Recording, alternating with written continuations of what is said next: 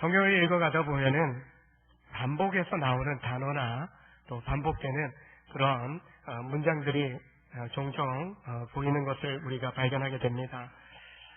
오늘 본문 속에서도 세 구절이지만 반복적으로 나오는 단어가 있다면 감사입니다. 감사하는 자가 되라. 감사하는 마음으로 찬양하라. 그를 힘입어 하나님 아버지께 감사하라. 말끝마다 감사, 감사하라고 말씀하고 있습니다.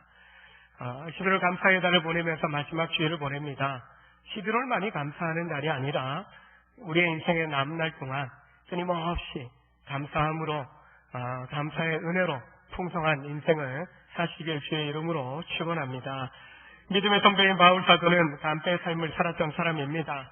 그의 교훈과 본문의 말씀을 통해서 우리의 감사의 삶을 회복할 수 있기를 원합니다. 그리고 감사로 충만하실 수 있기를 바랍니다. 저를 따라서 한번 고백해 보겠습니다. 불행할 때 감사하면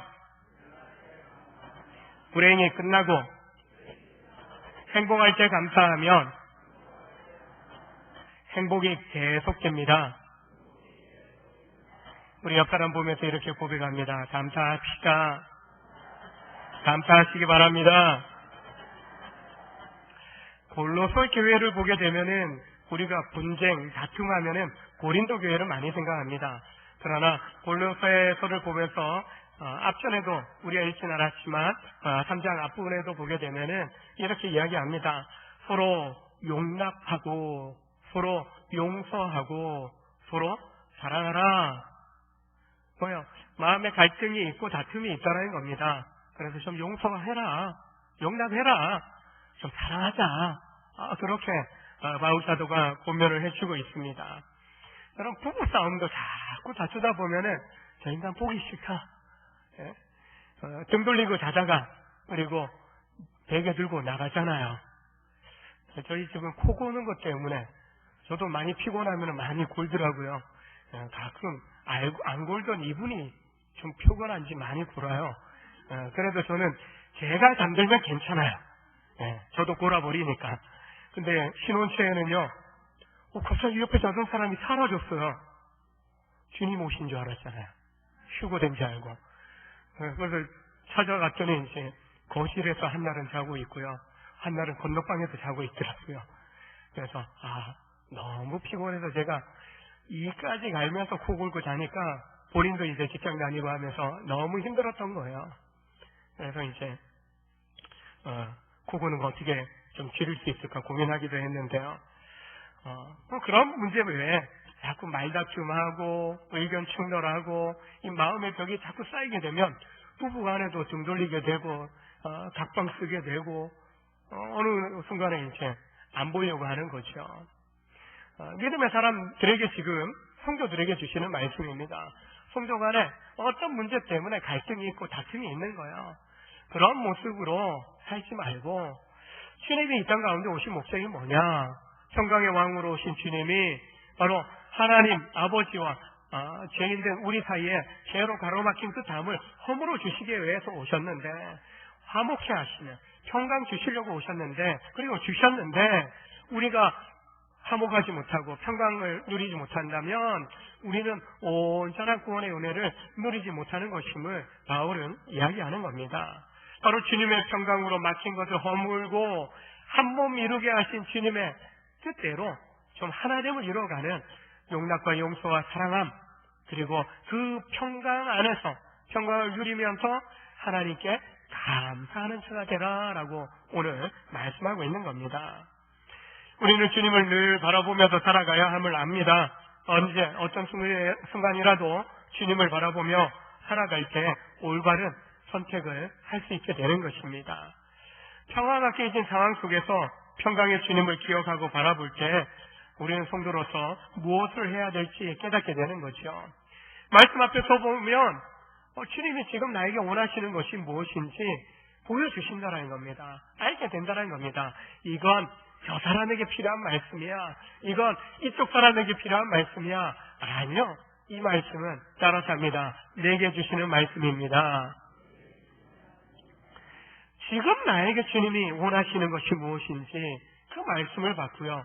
받았으면 순종해야 되는 겁니다. 깨달았으면 순종해야 되는 겁니다. 순종하기로 결단하고 실천해 나갈 때 놀라운 하나님의 일하심을 우리는 보게 되는 것입니다. 다투고 싸운 경험 있으시지 않습니까? 말로 다투기도 합니다. 혹시 주먹질 해보셨습니까? 제가 초등학교, 국민학교 6학년 때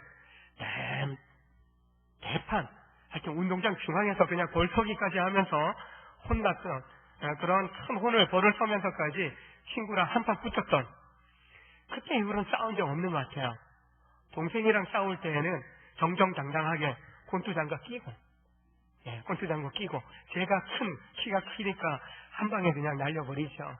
정당하게 어머니 뭐라 하시면 운동한 거라고, 권투라는 운동한 거라고 정당하게 두들겨 팼습니다. 그때 이후로는 싸운 적은 없는 것 같아요. 근데 살아가면서 주먹다짐 안 하지만 말로 우리는 많이 다투고 또한 갈등을 일으키게 되는 것을 보게 됩니다. 한번 이제 갈등을 일으키고 다투고 나면 마음과 마음을요 주고받기가 힘들어집니다. 왜요? 겉으로는 그냥 늘상 평범하게 사는 것 같아요. 근데 벽이 생겨요. 어디예요? 우리 마음에 벽이 생기는 거예요. 너 다가가지 마. 쳐다보지도 마. 말도 걸지 마. 그게 이 마음에 가득가득 채워지면서 하나의 성을 이루어서 도저히 저 사람에 대해서 내가 말을 꺼내지 않으리라 결단을 하면서 살아갑니다. 믿음의 결단, 사랑의 결단을 하고 살아가야 되는데 말하지 않으리라 결단하며 살아갑니다. 누가 괴로워요? 내가 괴로워지는 거죠. 이런 상황 속에서 화목함을 이룬다. 말 한번 옆에서 걸어 화해해. 악수 한번 한다고 됩니까? 남북 문제, 북미 간 대통령 또한 지도자가 만났지만 해결됩니까? 안 돼요. 당신이 양보해라. 아니다. 당신이 양보해라. 서로 내가 원하는 기준을 요구만 했지 내 거 내려놓으려고 하지 않는다는 겁니다. 평화라는 것이, 화목함이라는 것이, 화해라는 것이 단번에 이루어지는 것이 아닙니다. 오늘부터 모든 담이 허물어졌습니다. 지금부터 화목하십시오. 화평하십시오. 선언했다고 되는 것이 아니라는 겁니다. 아픔지기는 쉬운데요. 화목하기는 너무 어렵다는 겁니다. 그래서 서로가 좀 노력해야 됩니다. 한 걸음 한 걸음 좀 뒷걸음치면서 물러날 수 있어야 됩니다. 양보할 수 있어야 됩니다. 무엇보다도 우리가 노력해야 될 부분은 주의 말씀에 순종하기를 노력해야 된다는 겁니다. 가초전 성도들이 함께 주님의 말씀을 기억하고 주님의 말씀 앞에 서서 말씀이 가르쳐 주시는 대로, 요구하시는 대로 순종함으로 마음의 빗장을 좀 풀고 서로 향해서 따뜻한 미소를 짓고 정말 화해의 손을 내밀 때 그때부터 그리스도 안에 있는 성도 간의 그 화목한 평강이 이제 한 걸음 떼기 시작하게 되는 것이에요. 그런 모습으로 한 번, 또 한 번, 또 한 번, 그리고 깊은 마음의 이야기들을 이제 내어놓기 시작하면서부터 서로 마음과 마음이 이어지는 놀라운 그런 평강을 우리가 누리게 되는 것이죠. 아무리 많은 하나님의 말씀을 들어도 듣기만 하고 순종하여 실천하지 않으면 아무런 역사가 일어나지 않는 것입니다. 내 안에 갇혀 있으면 나는 성장하지 않는 거예요. 그리고 내가 성장하지 않으면 다른 사람도 성장시킬 수 없게 되는 것입니다. 바로 주의 말씀대로 순종하고 실천할 때 그리스도의 평강이 이루어지게 되고 그 평강 속에서, 화목함 속에서 감사하는 삶을 살아가라고 오늘 사도는 우리에게 권면해 주고 있는 것입니다. 평강의 왕으로 오신 주님, 공생애 동안 이 땅에 육신으로 입고 오셔서 평강을 누리셨는가? 평강을 주시려고 오셨지만은 본인 자신이 사람들에게 평강을 주시긴 하지만 그것이 쉬운 일은 아니었던 것을 보게 됩니다. 사람들이 자신들의 피를 요구합니다. 하나님의 생명의 말씀 듣고 좋긴 좋은데요, 주님, 배고파요. 5,000명이 군데군데 앉아 있는데 저들을 어떻게 먹일까? 그냥 보내기에는 가다가 지쳐 쓰러져 죽을 것 같고, 그래서 오병이의 기적을 통해서 5,000명 먹이십니다. 그냥 먹이시지 않아요. 하나님 아버지 앞에 축사하여 감사기도 드리고 떼어 나눠주었을 때 12강줄이나 다 먹이고 남는 놀라운 역사가, 기적의 역사가 일어났던 겁니다. 죽은 나사로 죽은 지 나흘이나 미리 통보를 받았지만 머뭇하시다가 그냥 머뭇하시다가 늦게 간 것이 아니라 하나님의 뜻하신, 주님의 뜻하신 계획이 있었던 거지요. 한편으로 왜 늦게 왔습니까? 주님 일찍 왔으면 병든 고칠 수 있는 기적의 역사 주님이 일으키시면 죽지 않을 수 있었을 텐데, 주님 은혜 주시면 그 어떤 암덩어리도 다 떨어지고 주님이 원하시면 고침받을 텐데 주님 왜 늦게 오셨어요? 슬퍼하며 우는, 그리고 원망불평하는 그들, 주님은 다 사기도 하시고 나사로야 나와라 묶인 거 풀어주었을 때 얼마 전에 죽었던 그가 다시 살아나는 놀라운 역사가 일어나게 됩니다. 최후의 마찬 석상에서 겟세마네 동산에서 특별히 제자들과 마지막 밤을 보내면서 어떠합니까?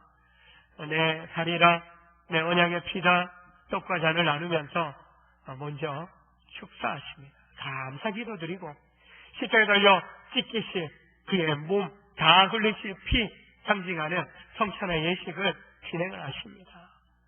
그리고 그 모든 진행에 감사기도 하시고 떼어 나누어주고 떼어 또 나누어서 마시게 합니다. 이처럼 주님은요, 공생의 동안에 평안할 날이 없어요. 뭔가 계속적인 요구를 받습니다.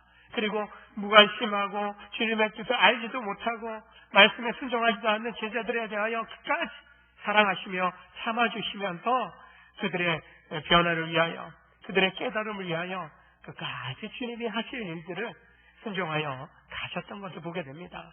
원망하지 않으셨어요. 불평하지 않으셨어요. 결코 감사할 수 없는 상황들 속에서 오히려 감사기도 하시면서 아버지의 뜻대로 그 공생의 구원의 여정을 가셨던 것을 보게 됩니다.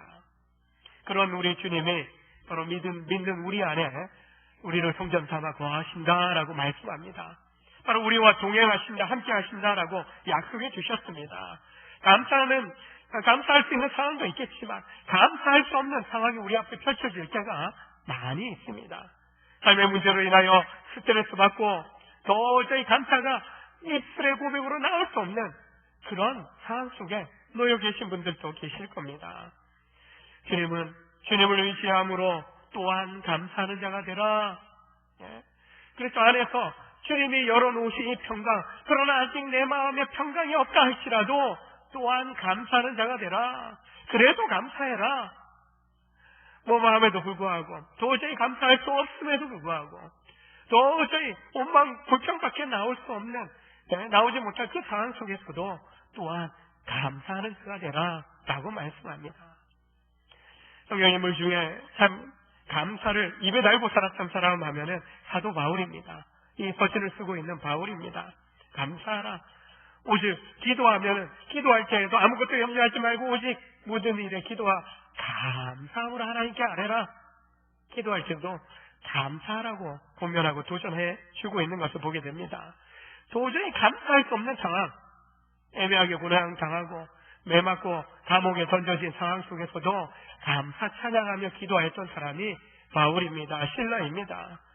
인생을 돌이켜보면서 주님의 사명받은 대로 살고 또한 돌이켜보면서 고백했던 것이 나의 나된 것이 다 주의 은혜입니다.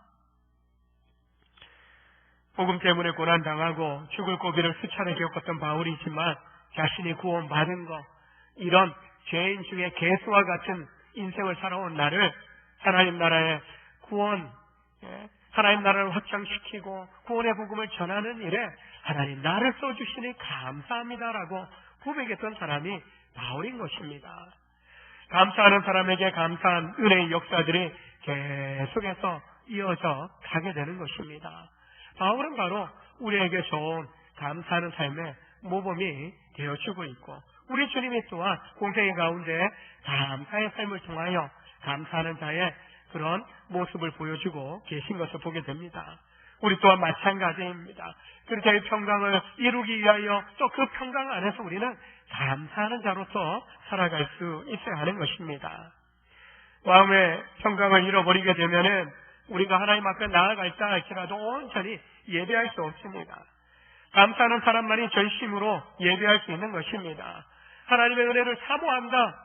그것은 하나님 베푸신 은혜와 사랑에 감사하는 마음이 있다는 것입니다. 감사하는 자의 심령 속에 하나님의 말씀이 역사하게 되는 것입니다. 그리고 감사하는 마음으로 하나님 앞에 나아가 찬양할 때, 영광 돌릴 때 그 속에, 그 가운데 하나님 예배 받으시고 또한 우리의 삶을 복되고 영화롭게 해주시는 겁니다. 원망과 불평이 쌓인 곳에는요, 원망과 불평이 내 마음에 쌓여 있으면 온전히 우리가 나아갈 수 없는 겁니다. 예배할 수 없는 겁니다. 무슨 찬송? 그냥 팔짱 끼고 구경꾼이 되는 거죠. 그러나 내 속에 하나님 베푸신 은혜를 기억하고 감사하는 마음으로 하나님 앞에 나아가게 될 때 저절로 우리는 감사의 고백이 나올 수 있는 것입니다. 태어나면서 의사의 실수로 실제로 의사가 뇌를 건든 거야. 머리를 잡으면 뇌를 건든 거야. 그래서 중증 뇌성마비 장애인이 된 송명희 시인 우리가 잘 알고 있습니다. 우리가 부르는 여러 복음성 중에 송명희 시인이 작사한 그런 시들이 많이 있는 것을 보게 됩니다. 중증 장애인이에요. 그러다 보니까 어려서부터 비참한 생활을 했고 몇 번이나 자살의 충동을 느끼고 시도했던 사람입니다. 그러나 16살 때 하나님이 계시다면 왜 나를 이렇게 만드셨습니까? 왜 나를 이런 몰골로 태어나게 하셔서 어떻게 이 세상을 살게 하시는 겁니까? 원망불평하면서 부르짖다가 하나님의 은혜로 덮어져서 하나님의 사랑을 이제 노래하고 고백하는 시인이 되어진 것입니다. 한번 은혜 받았다고 그 은혜가 영원히 갑니까? 한번 사랑받았다고 그 사랑이 영원히 남아 있습니까? 아니죠. 이런 큰 은혜의 덮음을 받았지만 또다시 원망과 깊은 좌절이 여러 번 찾아왔다고 합니다. 너무 큰 좌절에 땅바닥에 쓰러져 엎드려 하나님 앞에 부르짖었습니다. 하나님, 나 아무것도 없어요. 친구도 없고 집도 없고 휠체어도 아무것도 없습니다. 통곡하면서 하나님 앞에 나 아무것도 없단 말이에요. 그렇게 부르짖을 때 하나님께서 말씀하셨습니다. 내가 말하는 대로 써라. 연약한 손이지만 거기에 연필을 쥐고 울면서 알아볼 수 없는 글씨로 시를 써 내려갑니다. 하나님 이렇게 불러주십니다. 공평하신 하나님이 나 남이 가진 건 나 없지만 공평하신 하나님이 나 남이 없는 것 같게 하셨네. 에이 하나님 왜 공평하셔요? 나 이렇게 만들어 놓으셔놓고 하나님 공평하시지 않는 것 같아요. 하나님 공평하신 것 같지 않아요. 나에게 아무것도 없잖아요. 나에겐 없는 것 투성이에요. 하나님 말씀합니다. 책망하심이 시키는 대로 써라. 시키는 대로 공평하신 하나님 써라.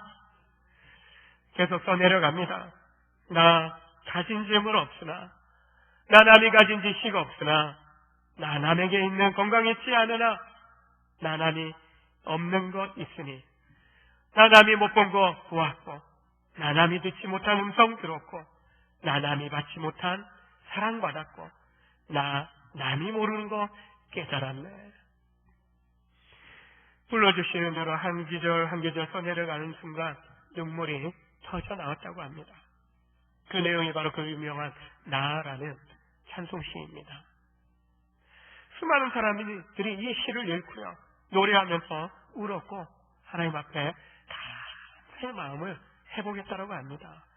바로 이 찬송시를 통해서 수많은 예배 가운데 또 열린 음악회 KBS 방송에도 여러 해 전에 제가 봤을 때 이분이 따다다다 한마디 할 때마다 온몸을 비틀어서 말을 해야 돼요.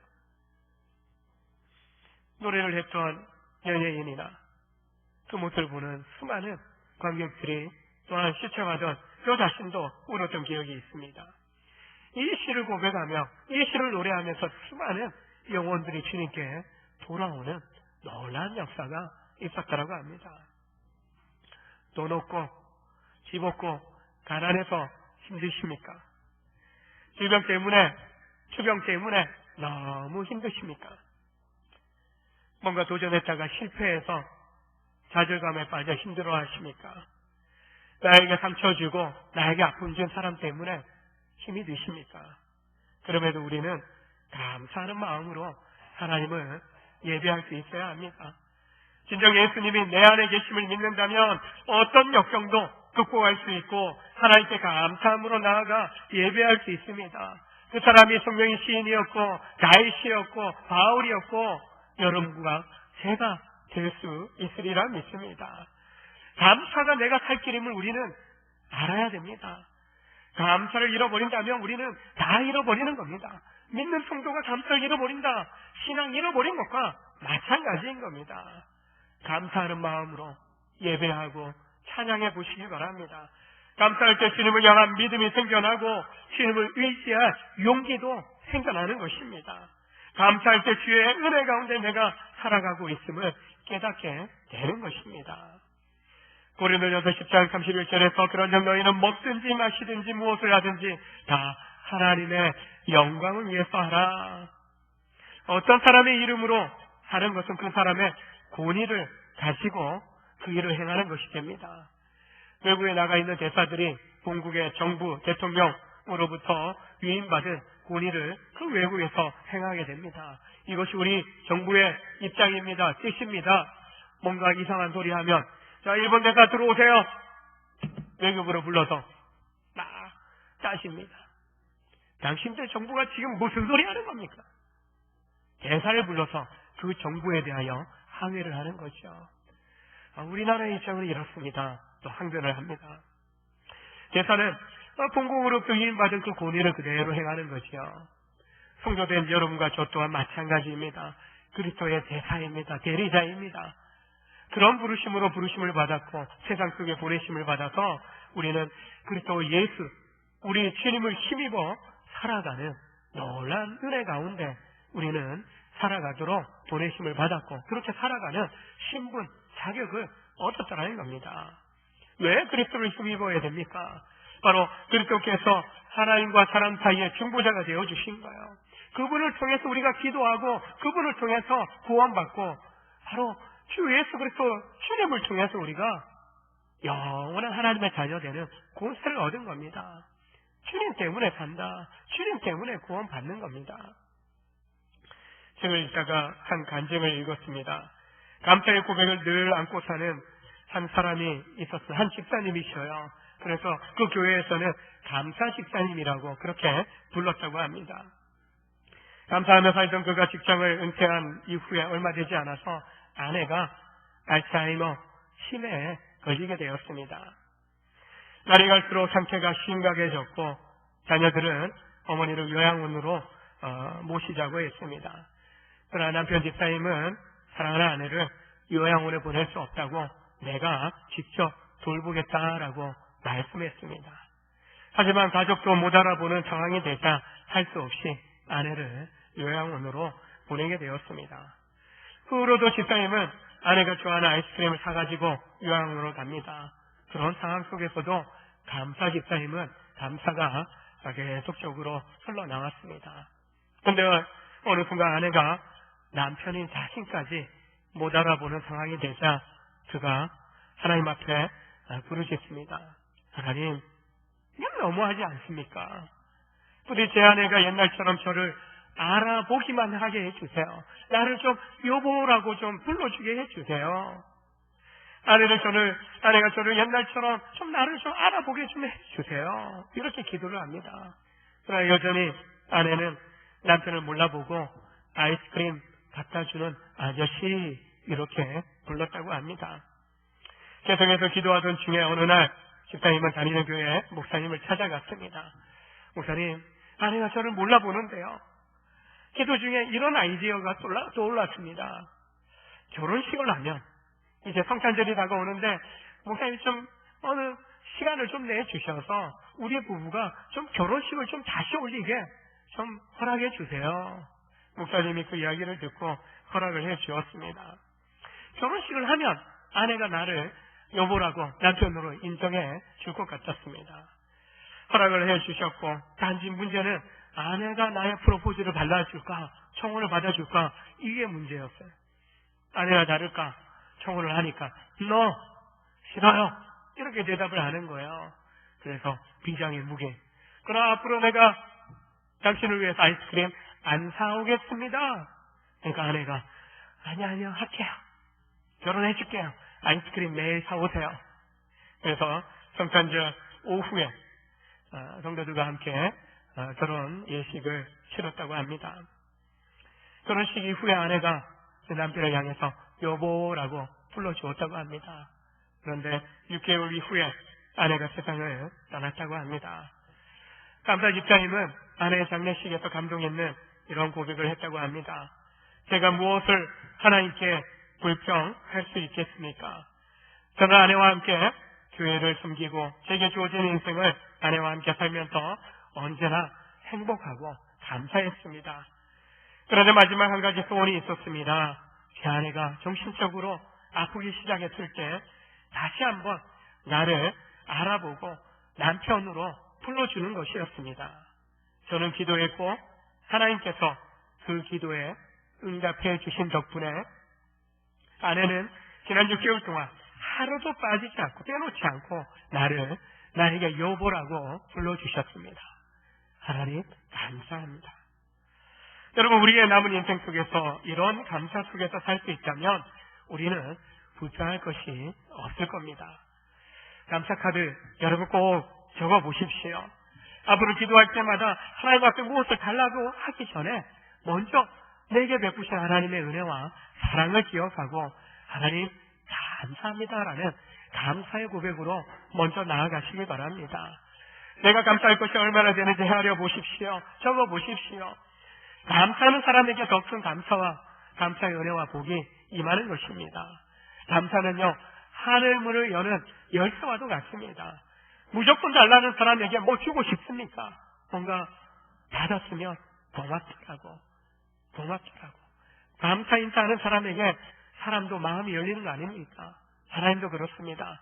감사하는 사람에게 도움의 손길을 내미시고 감사하는 사람에게 응답을 해주시는 겁니다. 남은 인생 여러분 어떻게 사실 겁니까? 남은 인생 속에서 자녀들에게 어떤 행복한 인생을 설계하며 살아가도록 고면하고 축복하시겠습니까? 다른 그 무엇보다도 감사하는 삶을 보여주시고 감사의 삶을 살아가도록 고면하고 또한 도전해 주시기 바랍니다. 감사의 마음으로 충만하고 날마다 주님을 힘입어 범사에 하나님께 감사하는 여러분이 되시길 주의 이름으로 축원합니다. 기도하시겠습니다. 하나님 아버지 감사합니다.